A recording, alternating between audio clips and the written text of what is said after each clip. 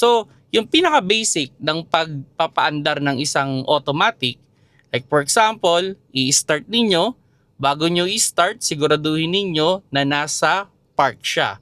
Although ang automatic, nag-i-start din yan kahit nasa neutral, pero dapat laging nasa park pa rin. Okay? So, recommended nasa park pag tayo ay mag-i-start.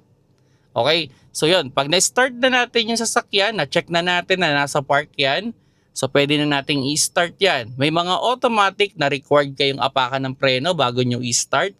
May mga automatic naman na hindi nyo kailangan apakan ng preno. Usually, standard na yung pag-apak sa preno sa mga di-push button. Kailangan nyo munang apakan yung brake bago nyo i-push yung button. Sa mga disusi naman, normally hindi siya gaanong required yung pag-apak sa preno. Pero good practice pa rin na apakan natin yung preno every time na mag-i-start tayo.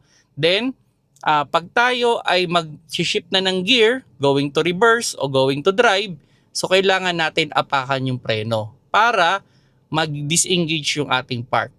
Then, habang nakaapak tayo sa preno, pag halimbawa, nilagay natin yan sa drive, move forward, pag dahan-dahan nating tinanggal yung paa natin sa preno, kusa yan aabante. Lalo na kung tayo ay naka-parking sa isang pantay na kalsada or nasa pababa. Note ko lang din pala, no, pag tayo ay mag-shift ng gear na, no, syempre dapat i-disengage din natin yung ating handbrake. Okay? So, depende kasi, wala namang problema kung ano yung gusto nyo mauna eh. I-disengage nyo muna yung handbrake or magcambio muna kayo. Ang mahalaga dito, nakaapa kayo ng maayos sa preno. Okay? Then yun, pag sample, gusto natin paabantehin from park, apak tayo sa preno, disengage natin yung handbrake, then ilagay natin sa drive. Pag dahan-dahan natin tinanggal yung paa natin sa preno, dahan-dahan namang aabante yung sasakyan. At pag gusto nating bumilis, kailangan nating apakan yung acceleration.